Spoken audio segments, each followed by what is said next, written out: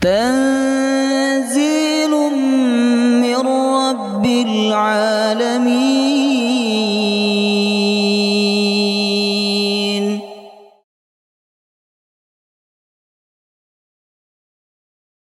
يا أيها الذين آمنوا إذا قيل لكم تفسحوا في المجالس فافسحوا يفسح الله لكم، وإذا قيل انشزوا فانشزوا يرفع الله الذين آمنوا منكم والذين أوتوا العلم درجات، والله بما تعملون خبير.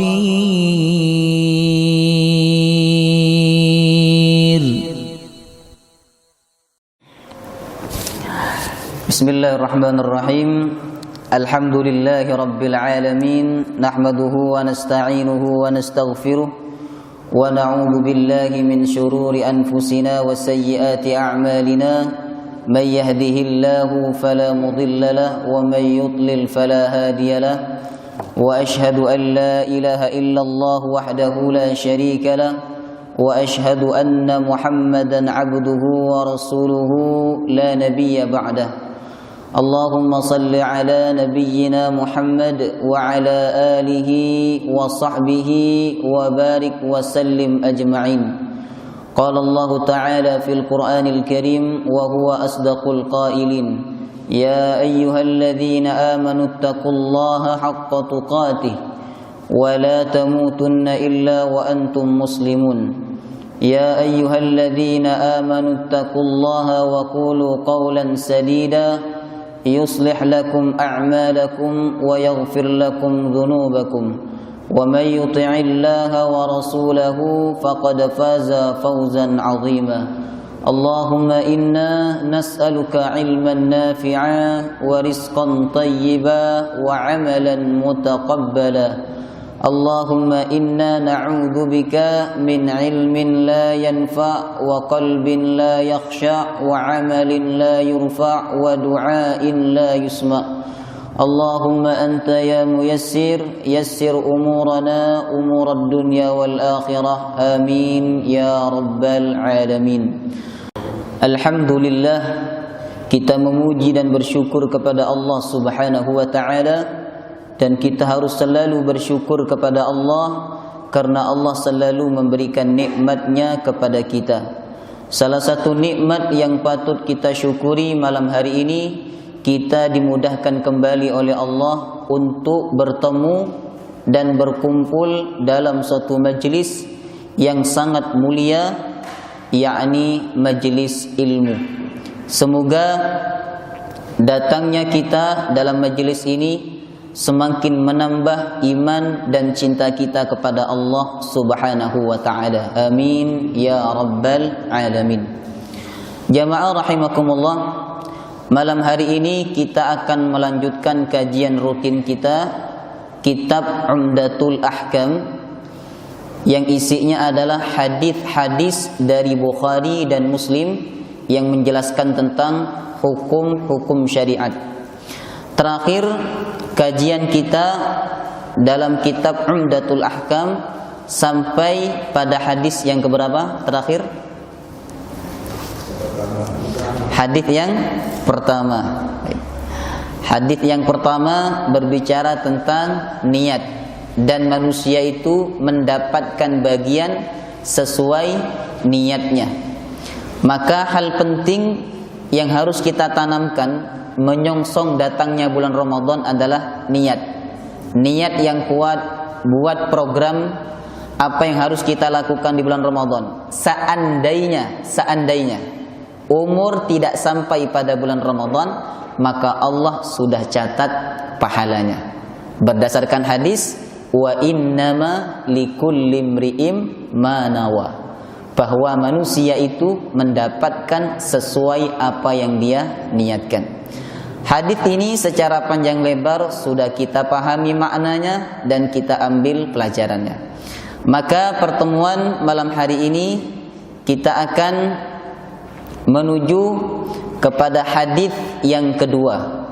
Insyaallah malam hari ini kita akan mempelajari dua hadis, hadis yang kedua dan hadis yang ketiga. Terlebih dahulu kita baca matan hadisnya. Silahkan Bapak Ibu dibuka kitabnya. Hadis yang kedua, an Abi Hurairah radhiyallahu an, dari sahabat Abu Hurairah radhiyallahu an, qala, beliau berkata, qala Rasulullah bersabda sallallahu alaihi wasallam. Jadi sunnah ketika disebut nama Nabi kita mengucapkan salawat kepada beliau. Kata Rasulullah, orang yang paling bakhil itu orang yang disebutkan nama Nabi Muhammad tapi dia tidak mengucapkan salawat. Kenapa Nabi katakan paling bakhil? Karena mengucapkan salawat kepada Rasulullah tidak perlu mengeluarkan uang. Cukup mengucapkan kalimat Allahumma salli ala Muhammad. Rasulullah sallallahu alaihi wasallam bersabda, la yaqbalullah, Allah tidak menerima salata ahadikum, salat salah satu di antara kalian, idza ahdatha, apabila berhadas, hatta yatawaddaa, sampai dia berwudu. Hadis ini dibawakan oleh sahabat Nabi yang bernama Abu Hurairah. Abu Hurairah nama kunyah atau nama panggilan. Nama aslihnya beliau adalah Abdurrahman bin Sakhar. Sebelum masuk Islam, nama asli Abu Hurairah adalah Abdus Syamsi, hamba matahari. Setelah masuk Islam, 3 tahun sebelum Nabi wafat, dia datang ke kota Madinah, kemudian mengislamkan dirinya di hadapan Rasulullah sallallahu alaihi wasallam. Lalu Nabi bertanya, "Mimman anta?" Dari mana engkau? Dan siapa engkau? Maka sahabat Abu Hurairah menjawab, saya dari Yaman, kampung Daus, Ad-Dausi. Di Yaman Bapak Ibu ada sebuah kampung namanya Ad-Dausi. Kampung ini terkenal jelek, dan saat itu masih belum banyak orang yang masuk Islam. Satu-satunya orang yang masuk Islam saat itu adalah sahabat Abu Hurairah. Kemudian Rasulullah bertanya, man anta, siapa namamu? Maka sahabat Abu Hurairah menjawab, ana Abdus Syamsi, saya Abdus Syamsi. Abdu artinya apa? Hamba. Syamsi matahari, hamba matahari. Kata Rasulullah, la, ubah Abdurrahman. Maka sejak saat itu nama Abdus Syamsi tidak lagi dipakai, karena diganti oleh Rasulullah menjadi Abdurrahman, hamba Allah yang Maha Ar-Rahman. Ini dalil bahwa apabila di antara kita memiliki nama baik berbahasa Arab ataupun selain bahasa Arab, tapi memiliki makna yang tidak baik, makna yang buruk, atau bahkan makna yang syirik, maka nama itu wajib dirubah. Seperti ada di Situbondo atau di Banyuwangi itu, ada seseorang namanya Syaiton, ada. Di kampung saya ada namanya Narun. Apa artinya Narun? Neraka. Ya, mungkin dia ngambil di Al-Quran, ya. Tapi tidak semua kata-kata dalam Al-Quran itu bermakna baik. Ada sebagian kalimat-kalimat yang memang maknanya tidak bagus dan tidak layak untuk dipakai sebagai nama. Sahabat Abu Hurairah, sebagaimana yang saya sampaikan tadi jemaah rahimakumullah, bahwa beliau Islam 3 tahun sebelum Nabi wafat. Meskipun beliau bersama Nabi hanya dalam kurun waktu 3 tahun, tapi beliau ini sahabat yang paling banyak hafal hadis. Jadi kalau diurut, sahabat yang paling banyak hafal hadisnya Rasulullah itu sahabat Abu Hurairah. Dibandingkan Abu Bakar, dibandingkan Umar, dibandingkan Uthman, dibandingkan Ali, sahabat Abu Hurairah paling banyak hafal hadis dari Rasulullah SAW. Kurang lebih ada 5.374 hadis. 5.000. Kita sudah hafal berapa hadis? Minimal kita ini hafal 40 hadis minimal. Karena kata Nabi dalam riwayat Imam At-Tirmizi, siapa yang hafal dariku, kata Rasulullah, 40 hadis. Hafal dariku 40 hadis dengan maknanya dan diamalkan, apa kata Rasulullah? Dia akan dibangkitkan bersama golongan para ulama. Hafal 40 hadis. Sahabat Abu Hurairah bukan hanya 40 hadis, 5.374 hadis. Apa rahasianya? Pertama, Abu Hurairah memang sangat dekat dengan Rasulullah, dan kemana-mana beliau selalu menemani Rasulullah. Yang kedua, beliau dianugerahkan kecerdasan yang sangat luar biasa. Satu kali mendengar atau satu kali baca, beliau sudah hafal, dan hafalannya melekat, tidak berkurang apalagi hilang. Berbeda dengan kita. Berkali-kali kita hafal, kita menghafal belum tentu hafal. Tapi sahabat Abu Hurairah sekali mendengar atau sekali membaca langsung hafal. Yang ketiga, jemaah rahimakumullah, karena sahabat Abu Hurairah pernah berdoa dan doa itu diaminkan oleh Rasulullah. Adapun bunyi doanya dalam riwayat Imam At-Tirmizi, Allahumma inni as'aluka ilman la yunsa. Ya Allah, aku memohon kepadamu ilmu yang tidak lupa. Datang Rasulullah mengaminkan doanya Abu Hurairah. Maka doa ini penting untuk kita baca kalau kita ingin ilmu yang kita pelajari ini tidak lupa, selalu kita ingat. Allahumma inni as'aluka, apa lagi? Ilman la yunsa. Kalau tidak hafal bahasa Arabnya, bisa pakai bahasa Indonesia. Tidak bisa pakai bahasa Indonesia, bisa pakai bahasa Jawa. Tidak bisa pakai bahasa Jawa, bisa pakai bahasa Madura. Karena Allah bukan hanya Tuhannya orang Arab, Allah Tuhannya orang Jawa, orang Indonesia, orang Madura, dan seterusnya. Itulah sekilas tentang profil sahabat Abu Hurairah. Karena Abdurrahman bin Sakhar senang dengan kucing dan dia sering bermain dengan kucing kecil. Dulu itu tidak ada hiburan. Sekarang kan ada hiburan HP. Jarang sekarang ada anak-anak yang senang sama kucing, itu jarang. Mereka lebih senang kepada HP. Anak kecil nangis dikasih HP, diam. Dulu hiburannya adalah yang sebagaimana yang dilakukan oleh sahabat Abu Hurairah adalah kucing. Beliau senang bermain dengan kucing kecil, sehingga kaumnya menjuluki beliau dengan Abu Hurairah. Apa artinya Abu Hurairah? Bapaknya kucing, Pak Kucing. Di kampung saya ada dulu ya, orang kerjanya jual kunyit, maka orang kampung menjulukinya Pak Kunyit.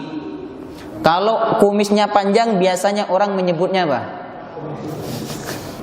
Kalau jenggotnya panjang biasanya orang menyebut Pak Jenggot. Ngoten. Itu julukan ya. Sahabat Abu Hurairah mendapatkan hadis dari Rasulullah. Rasulullah bersabda, "La yaqbalullah." Allah tidak akan menerima. Tidak akan menerima. Maksud dari hadis ini, pertama, ibadahnya tidak sah. Yang kedua, tertolak. Yang ketiga, tidak mendapatkan pahala. Berbeda dengan redaksi hadis, la salata, tidak ada salat. Ini maknanya bisa dua. Pertama, salatnya tidak sah. Yang kedua, salatnya tidak sempurna. Pertama, salatnya tidak sah sebagaimana hadis Nabi, la salata liman lam yaqra bi Fatihatil kitab. Tidak sah salatnya orang yang tidak membaca Al-Fatihah. Berarti makna la salata dalam hadis itu tidak sah. Yang kedua, la salata bisa bermakna tidak sempurna. Contohnya hadis dalam riwayat Imam Ahmad, Rasulullah bersabda, la salata li jaril masjid liman lam yusalli fil masjid. Tidak ada salat bagi tetangga masjid yang tidak salat di masjid. Maksudnya bukan salatnya tidak sah, tapi tidak sempurna. Orang yang menjadi tetangganya masjid tapi tidak salat di masjid. Kalau panjenengan salat di rumah, apa kata Rasulullah? La salata. Salatnya tidak sempurna. Adapun kalimat ini la yaqbalullah, Allah tidak menerima, maknanya sangat dalam. Tidak sah, tertolak dan tidak mendapatkan pahala. Allah tidak menerima salata ahadikum, salat di antara kalian, baik salat wajib, salat sunnah maupun salat fardu kifayah. Yakni salat apa itu? Salat janazah. Bagaimana salat itu tidak diterima oleh Allah? Idza ahdatsa, apabila berhadas. Hadas ada dua macam, ada hadas kecil, ada hadas besar. Ini pelajaran kita sudah khatam. Hatta yatawaddaa, sampai dia berwudu.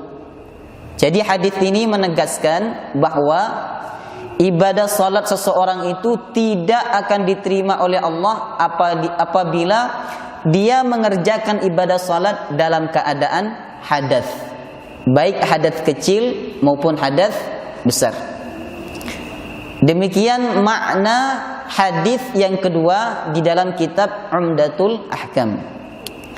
Baik, sekarang kita ambil faedah hadisnya.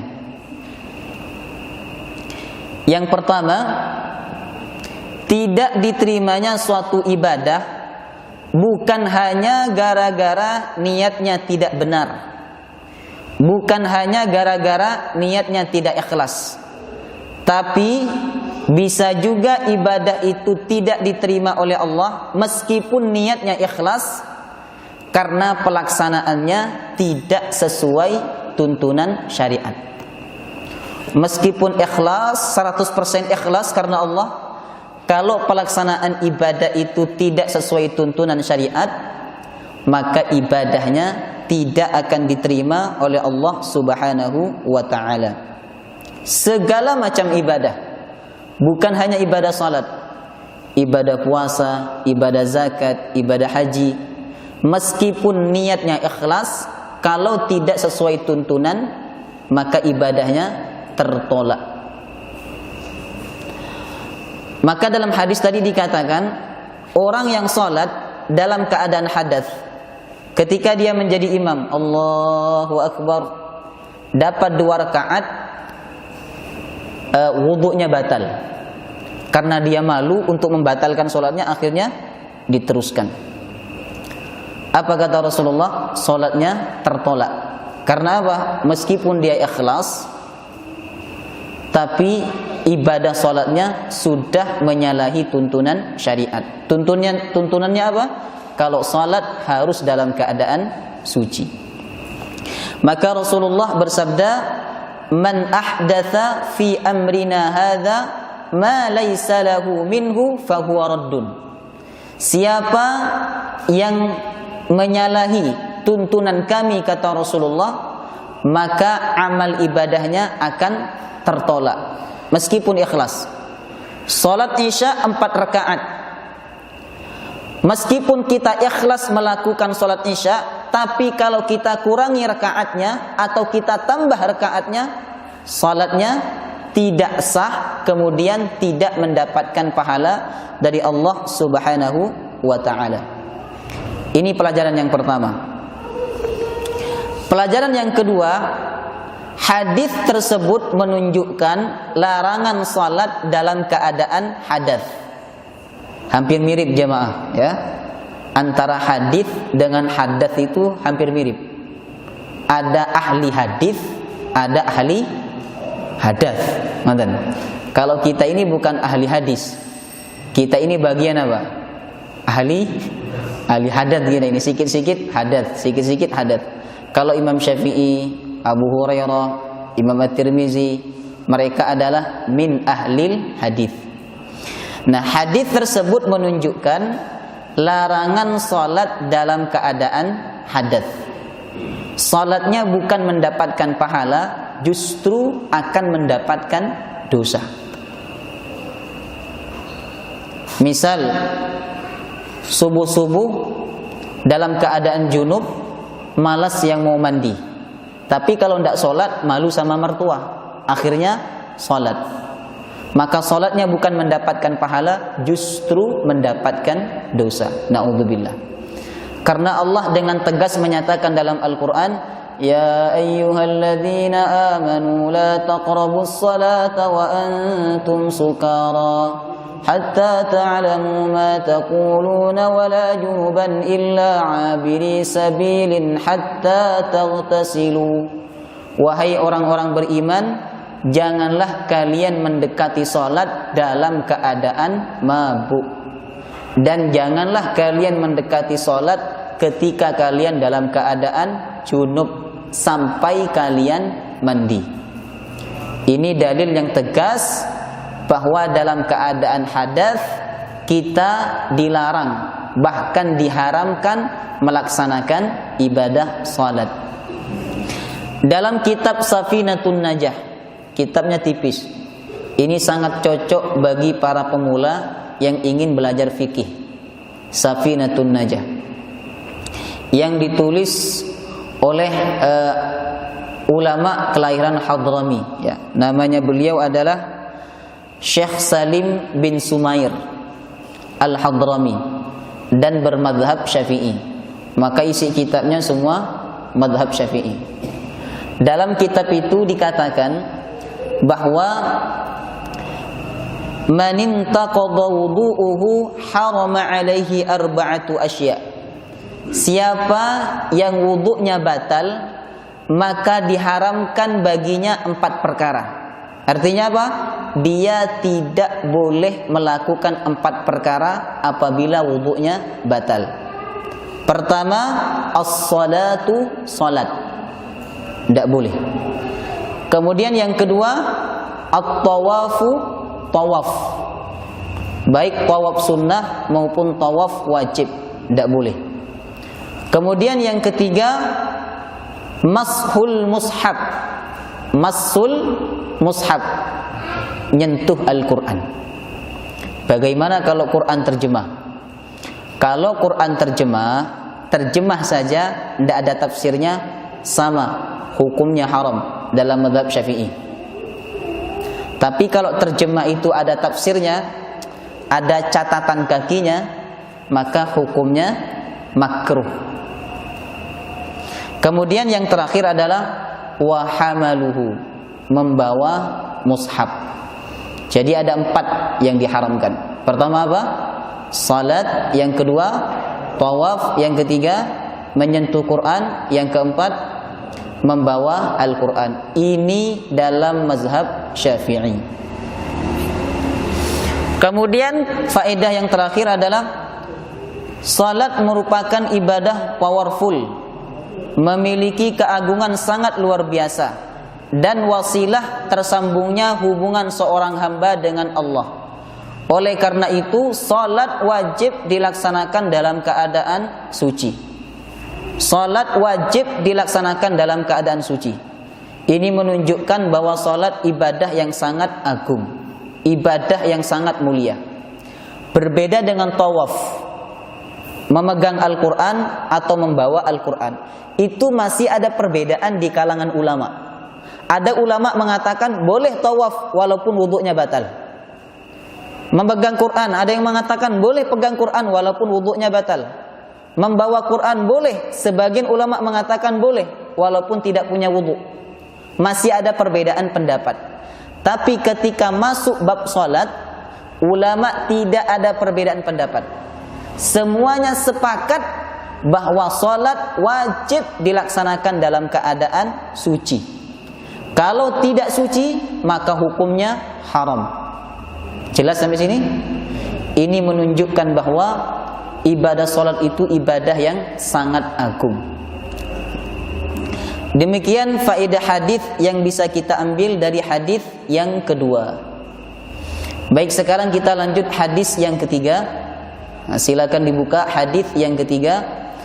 An Abdullah bin Amr bin Al-As wa Abi Hurairah wa Aisyah radhiyallahu taala anhum.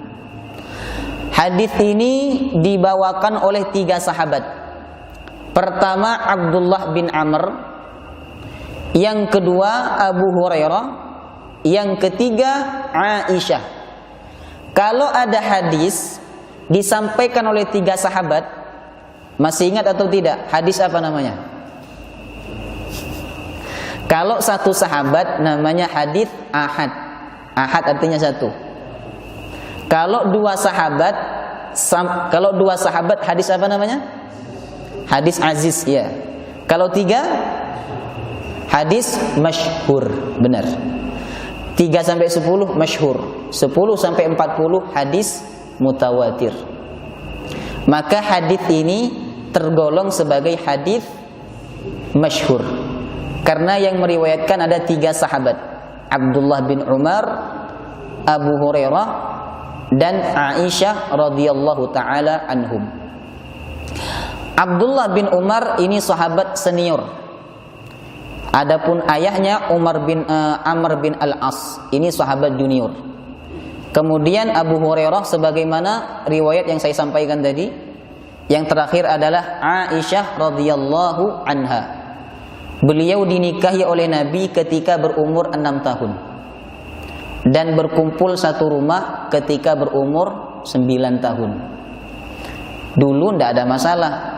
Nikah dengan anak di bawah umur tidak ada masalah dulu. Karena adat istiadat setiap negara itu berbeda-beda.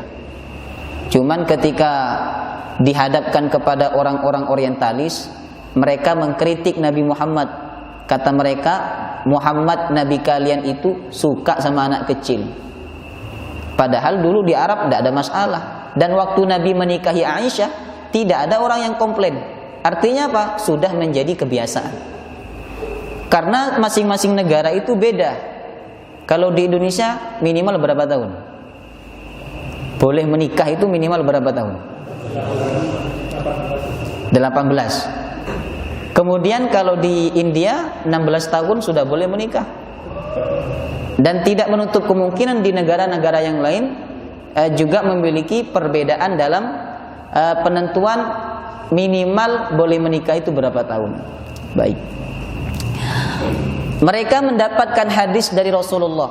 Rasulullah sallallahu alaihi wasallam bersabda, "Wailun lil a'qabi minan nar." Wail artinya celaka.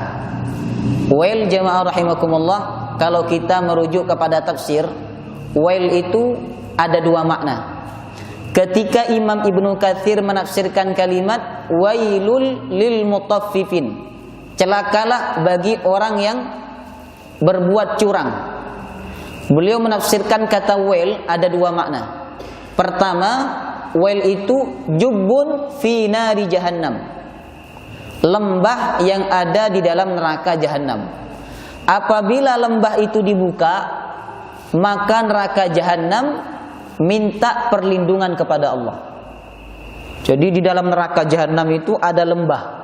Kalau dibuka oleh Allah, neraka jahanamnya minta berlindung kepada Allah Subhanahu wa taala. Saking dahsyatnya neraka wail ini. Kemudian pendapat yang kedua, wail itu adalah azab dan kehancuran. Kalau kita simpulkan dari 2 pendapat ini inti daripada makna wail itu adalah kecaman, azab dari Allah dan Nabi Muhammad sallallahu alaihi wasallam. Maka artinya adalah wailun, celaka kata Rasulullah. Nabi itu tidak pernah berkata-kata kotor.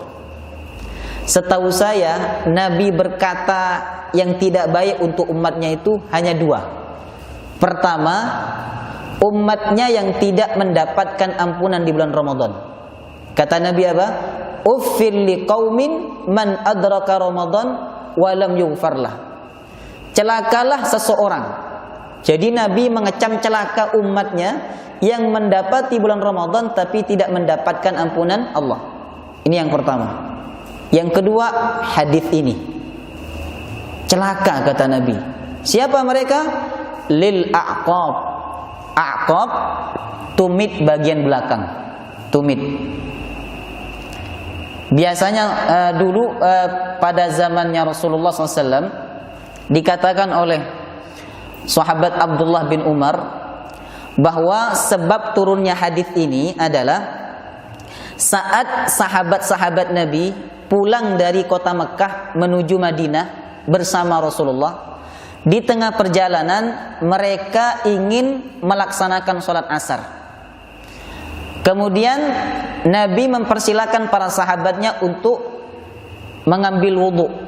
Maka sahabat yang saat itu mengambil air wudhu, mereka melakukannya tergesa-gesa sehingga tumitnya tidak basah.